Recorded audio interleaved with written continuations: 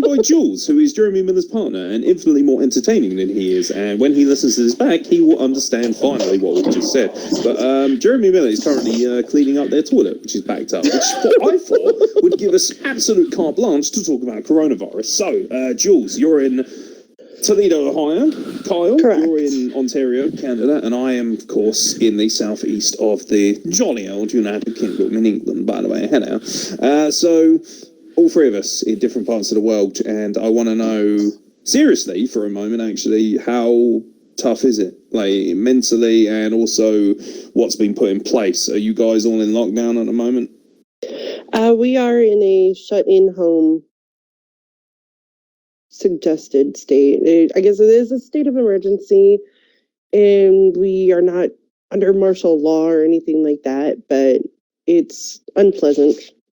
It's definitely disrupted lives, and it looks like a ghost town. There's hardly anybody on the roads anymore. How about you, Carl?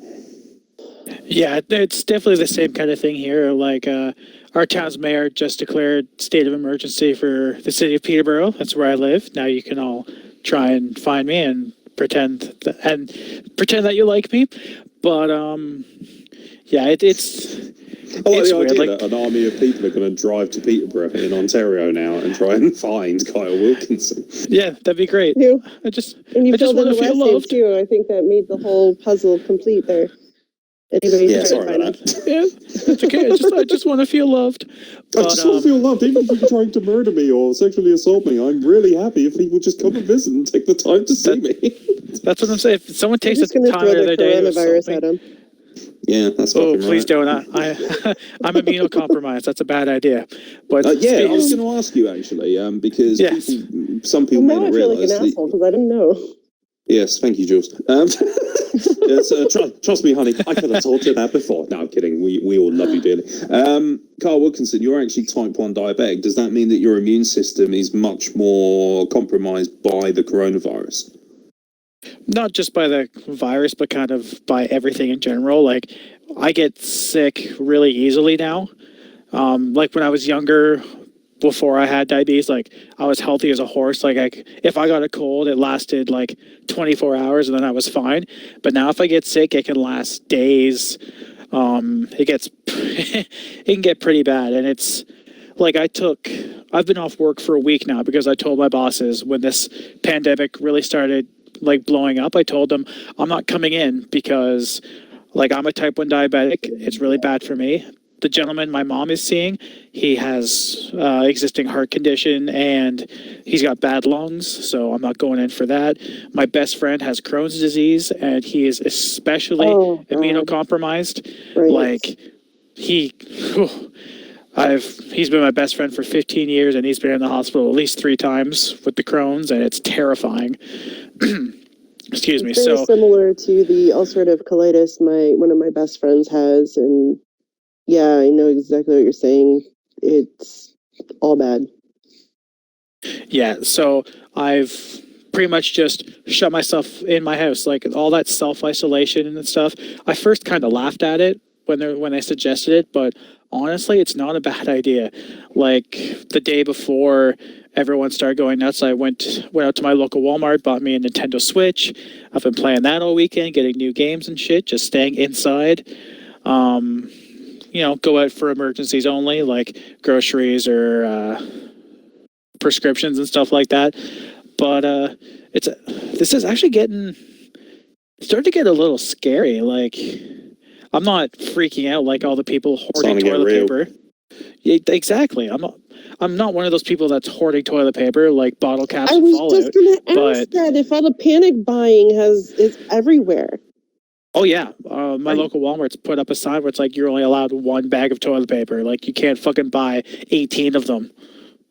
There was our local Walmart. There was a security guard by the toilet paper, only allowing people 2 in the cart. Like literally having to force people to take it out of their cart. Like that's ridiculous. That's actually really uncut. It's like, do you know what? The only other, so it's the same over here in Britain. There's panic buying. People are queuing around the block to get into Tesco's just to buy standard essentials. Lidl, which is kind of like a really cool discount supermarket, which is just around the corner from me. Because I'm quite lucky. I live in a very isolated part of Britain. It's mostly country around me, with a little sort of rural area. So what's nice about that is it's not as hectic as it is everywhere else. So when you go out, you're not hit by this massive humanity where everyone's panicking, but at the same time there's still fights going off in our supermarkets and things like that. And when I was young, I went to Kenya and I saw armed guerrillas on grocery stores, and I used to think, and when I say guerrillas, I mean as in guerrilla warfare, not as in like actual guerrillas walking around with assault rifles. And be entertaining. Yeah, it would in a way, but also terrifying. And to be honest, you being in America know all about genuine, Neanderthals running around with weaponry. So just saying, kaboom, right? Yeah, don't say boom in front of Americans. I get very edgy about that as well, especially bearing in mind I'm mixed race and Middle East is. Never mind. Anyway, so yeah, no, Britain. But I remember thinking. I was 15 at the time. I remember thinking, holy shit, how bad must it be that you would need armed guards at your grocery store? That you would need armed guards? And now we're getting to that point. And over here, like, people are panic buying it. So what I've done, I haven't panic bought at all, but what I've done is I've stocked up on things like flour and butter and stuff that legitimately can be used to make large quantities of food or stuff that's going to last you a while. So, like, right, I don't know. Can be a variety of different foods that you can make them. Exactly. Well, I mean, I'm very blessed in the fact I know how to cook extensively. I was very blessed to have a mum who was a chef. She taught me everything there is to know about cooking. So, I really take advantage of that opportunity and that skill set that was afforded to me, and I'm able to look after a multitude of people because of that. So, God knows if people want me to drop a YouTube video giving you suggestions and tips on what you could buy, I'm more than happy to, because really people are going. So I go in a supermarket and the girl behind the counter who I always chat to, I'm just like, what's being like panic bought? And she's just saying like, oh, well, toilet paper, like shit tons of toilet paper. And it's just like, well, the reality is you don't actually need that much. But what you're doing is crippling the economy by doing so. But all the things that people are panic buying, a lot of them are highly perishable. Like eggs, for instance. Right. Like, people are buying eggs. People are buying fruit. It's such a waste. Vegetables. And these things are all going to rot out quickly. Like, do you know how easy it is to grow your own vegetables? Do you know how easy it is to grow your own fruit? Do you know how easy it is to buy non-perishable goods? Things like, for instance, people are, oh, I'm going to panic buy maize. And it's just like, buy a tin of sweet corn, you fucking moron. That'll last a couple of years. And by that point, this shit would have all completely disappeared. By that point anyway. Like, buy things that aren't perishable, because at least then you're not damaging not only your own economy. Like, think about it. People need to go to food banks because they're unemployed. People need to, some people are borderline destitute, homeless, poverty lines, absolutely stricken on the bread line. And these idiots are going out and buying all the perishable food, which those people might actually need to survive in that moment because they don't use their fucking brains. Like, we seem to have evolved so far that we have evolved beyond the need for common decency and common sense. Everyone's just like, oh, fuck that shit, it's the fucking Walking Dead. I need to charge into my local Walmart and fucking buy 6,000 toilet rolls. No, you don't. If you get the coronavirus, by the way, you are not going to be shitting like a horse. That's not how that works. Yeah, it's a respiratory virus. It doesn't give you toilet problems. Well, I don't have a ventilator. Do not refer to my toilet, though. It is quite funny, actually, why your toilet is backed up at the moment. So, arguably, you need to be donating all your toilet rolls to Julez right now. Because oh, my good Lord. I have to ask how it's backed up, but it is. I mean, dare I ask why at this moment JMiller is frantically working with his plunger? That sounds terrible. Anyways, no, my daughter apparently went to the bathroom earlier today, and it was rather large and did not, Jeremy should have fixed the issue a long time ago. So basically what we're saying is that you have a highly incompetent husband to be, is what you're saying. He's got a lot to learn. Yeah, he has. He does. He learns on his feet He's the best learner by doing. I hope he's not using his feet right now, otherwise there's going to be a real problem. I really hope that's not the case as well. It's not, no. It's so Britain's into lockdown today. It's like a kind of semi-enforced lockdown. So what had initially happened was they said, look, people are still allowed to go outside, but we need to minimise that social distancing. Stay indoors if you can, but if you can go outside, you can go and shop, and you can go for walks and things like that. Just be courteous. Now, Britons, much like Florida, from what I could tell, have just basically gone, fuck you guys. Like, thousands of them have decided to go. Now, to be fair to Britain and their general public, there's a thing we have over here called the National Trust. And what that is it's a organisation that is designed to help protect and also monetize the natural beauty spots, the national parks. You know, very much like you would have, I don't know, Yellowstone would probably be a very good example for, you know, States. Anything that we have that's like that, it comes under the National Trust blanket. And what they said was, because normally you have to pay to enter these areas, they said, look, it's free because people need to get out, people need air, they need exercise. So we're going to say people can come for free. Now, of course, now that the weather's turned and it's actually quite sunny and it seems to be improving, we're very slowly ushering in spring/summer. For many people, that seemed like a crazy good opportunity to go out. And what that has done is created this incredible mass of humanity that's all like piling in. You know, take all the kids down a local park. And of course, people are literally within a few inches of each other. And this has triggered old floppy-haired toss piece Boris Johnson, who is basically at this point a BTEC Donald Trump.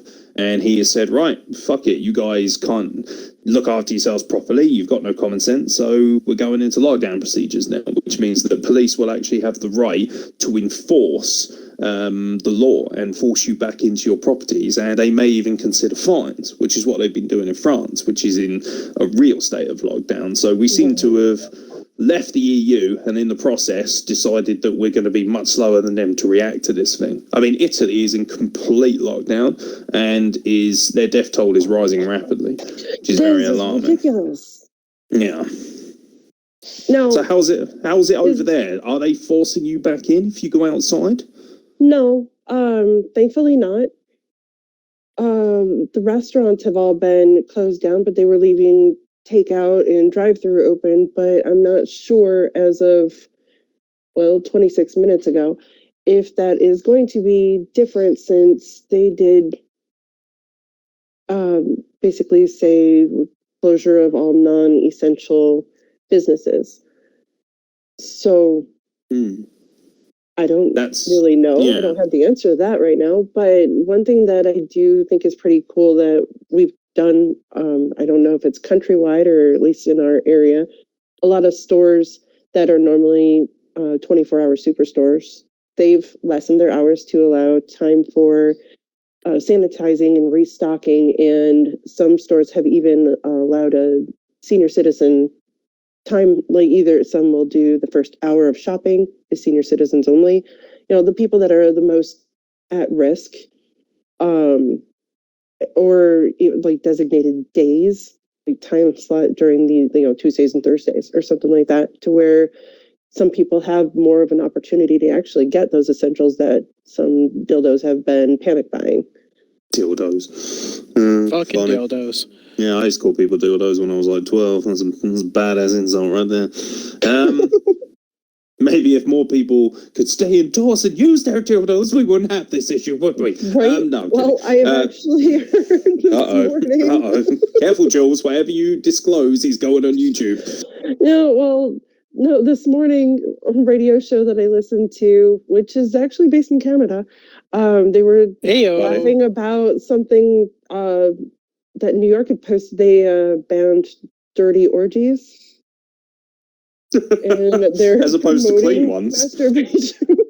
I don't see why that's. I like the idea of like somebody has to be on standby. I like the idea there's like a medic for social these orgies. Distancing. Yeah. What kind of social sanitize them? You get in an like orgy? You have to wipe them down after every session. Like, right, okay, out of the pile. We need to spray you now. It's just ridiculous. Like that episode of South Park. All right, everybody, back in the pile.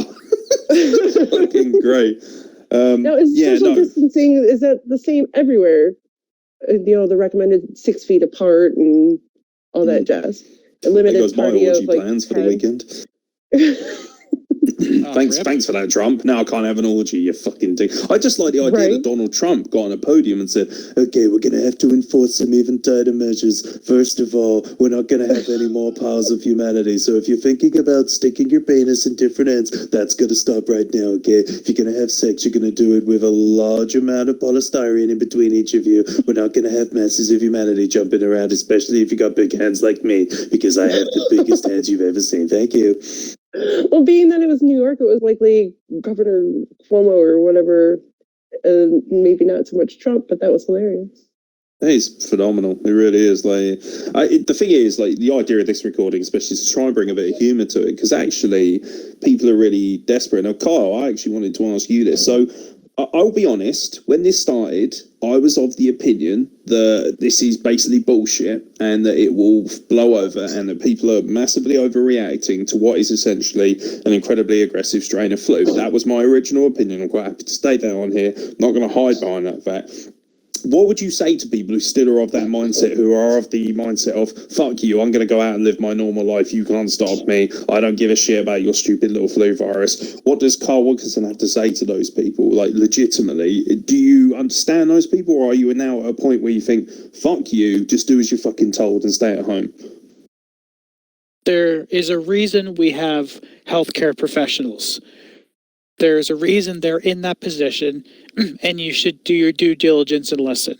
Like I said, I'm immunocompromised. My best friend is. A lot of people I know, if they got sick, they might not make it. And if someone I knew and loved died because someone just, got back from a fucking trip in, I don't know, wherever the hell they went, and then come back and, my mom gets sick, or the gentleman my mom's seeing gets sick. And if I lost one of them because of that, I would probably go on some sort of rampage. It's just it's basic human decency that if you are going outside, don't. Honestly, just straight up, don't. Do what, the World Health Organization is advising. Do what your local governments are advising. It's for your safety, but it's for everyone else's safety that might not be able to provide safety for themselves. It's ignorant to think that, I'll go outside, I won't catch it. Yeah, you might not catch it, but you might carry it and come into contact with someone that will, and that person might not make it. And I'm not okay with that sort of thinking. What about you, Jules?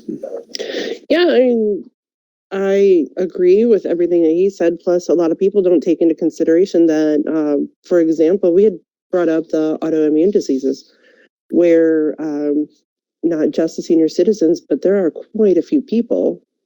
You can't look at somebody and just assume that they have some underlying condition that makes them more susceptible. They deal with a lot of crap.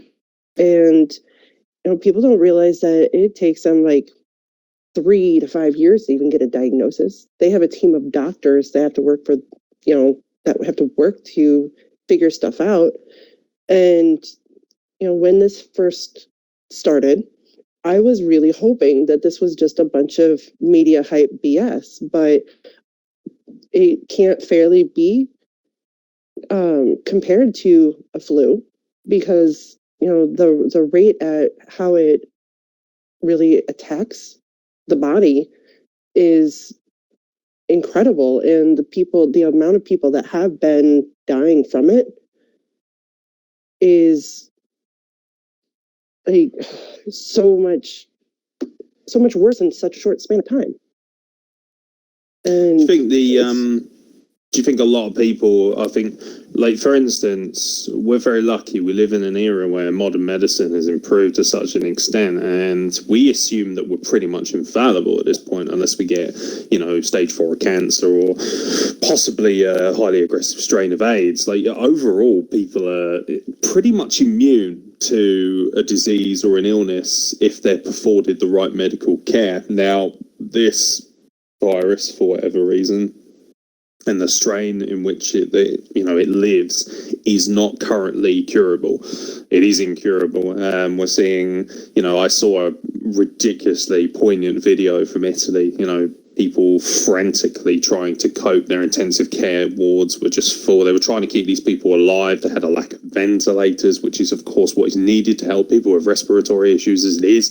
There isn't anything people can actually do right now as hospital staff other than try and contain those people and try and keep them alive. They can't cure them. It's not like they stick them in a room and inject them and say, right, in a couple of weeks you'll be all right, piss off. Like, no, there's not actually anything they can do until these vaccines are afforded to and obviously they're not entirely sure that the vaccines are available or readily available yet.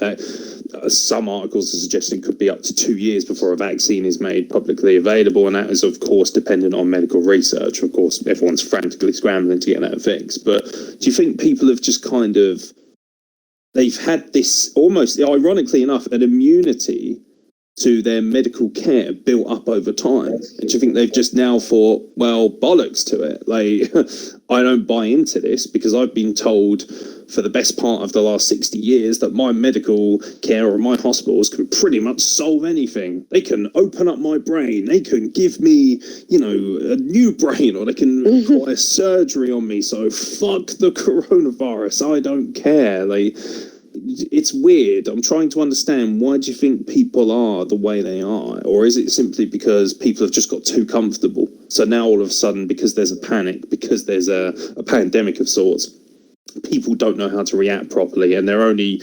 recourse is to panic because of what the media has done. Because I do think that the media, although they're obviously trying to relay the truth, is also scaremongering quite a lot. They have to, or else they wouldn't have the ratings that they do. They have to get people scared and hyped up to have their following. It's a terrible cycle. Fear sells. Yeah, scaring tactics and fear, they sell, they make money. Happiness doesn't make money. I saw this really cool kind of meme, and it was talking about how it is, I don't know, for anyone listening, this is probably good advice to take. So this meme basically pointed out the fact that the only things that ever sell are sold out of some sort of fear. For instance, why do we buy beauty products? Because we're told that we don't look good enough. Why do we buy food? Because we're told that we're too thin. Why do we eat less food or buy certain foods? Because we're told that we're too fat. Everything is based around a message that we're told. And if we stop and completely accept what we are and ignore any subliminal messages that are afforded to us via the media, that we then afford ourselves the opportunity to say no. And in some people's minds, that is the ultimate form of a revolution. Yeah, it's another saying I know that's kind of like that. War is good for business, right? It's the same kind of concept where it can take like a global catastrophe for people to actually realize, like the kind of stuff they need, this is my favorite example of that, the Great Depression of the 1930s, worldwide recession. And then the Second World War happens, and every country comes out, for the most part, in some sort of financial stability. And it's just what people kind of, that entire war was sold on fear and German pride. They're like, oh, we're just going to scapegoat the Jews. It's their fault we lost the Second World War. Or the First World War, sorry. Blah, blah, blah, blah, blah. What time is it? It's like, 12:30 in the morning. I'm kind of going insane, but it's fine. You're complaining at 12:40. It's 4:37 in the morning here, and I'm wide awake. Oh, I wish I could do that. I'm getting too old for this shit. Great movie, Lethal Weapon.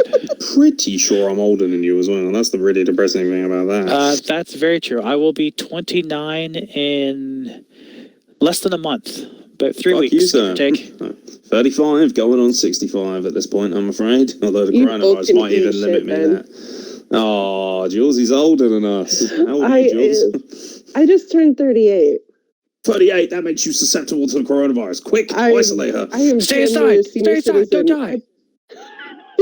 According to anyone under the age of 15, that makes you ancient and probably means that you're going to die soon because people need to panic and scaremonger you. The struggle is real, guys. Yeah, it really is. It really is. We'll wrap up there. Jules, thank you. Has Jeremy Miller fixed that fucking toilet yet? I have no idea what he just said. He's out here. I think we have to wait till stores open up in the morning to figure out a solution. All right. Well, in the meantime, no shitting in the Miller household, all right? Oh, good thing we have a second bathroom. All right. It's all right for some, innit? Oh, we have a second bathroom. Hello. We don't need to worry about coronavirus because we have a multitude of toilets.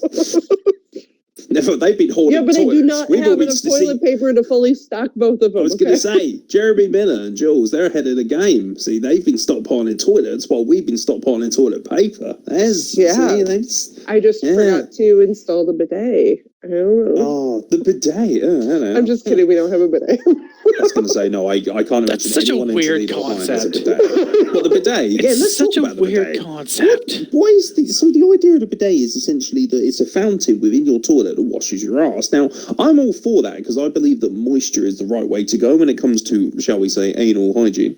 But an anal hygiene should be very important to everybody right now. It has to be said. A little bit too important if you're buying all that toilet paper. But the bidet is something different, isn't it? Can you imagine the first time you went abroad and you sort of sit on the toilet and you think, I've done my business. I shall now continue and proceed to wipe. And then all of a sudden you're hit with a jet stream of water up your cornhole. It's a bit of a surprise.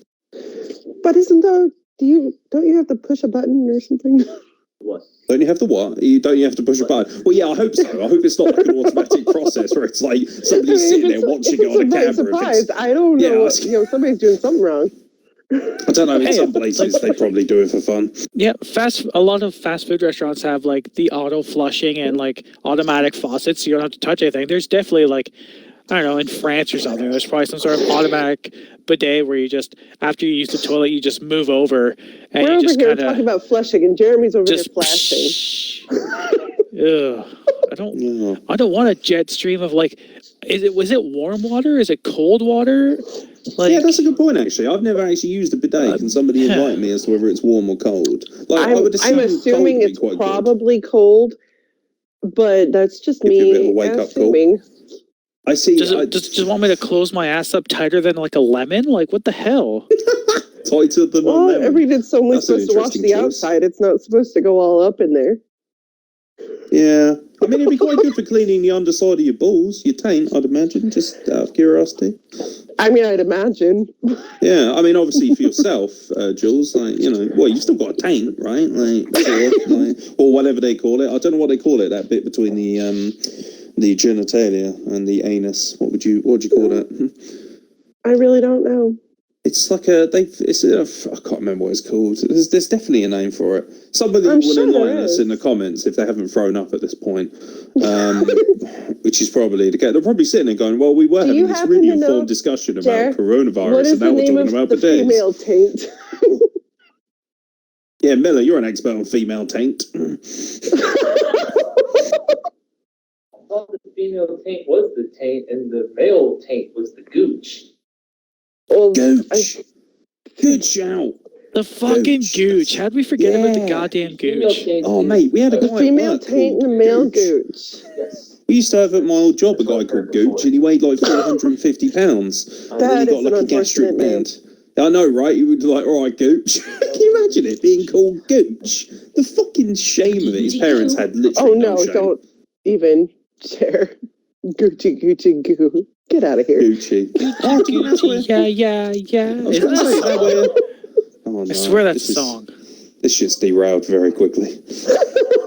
We had to learn the situation because we were talking about entering COVID-19. into like slap happy, super tiredness. So sorry. That's fair. That's absolutely fair. Right, we're going to leave it there. Jules, thank you for chatting about coronavirus with us and also the use of the bidet and gooches as well. That's good fun.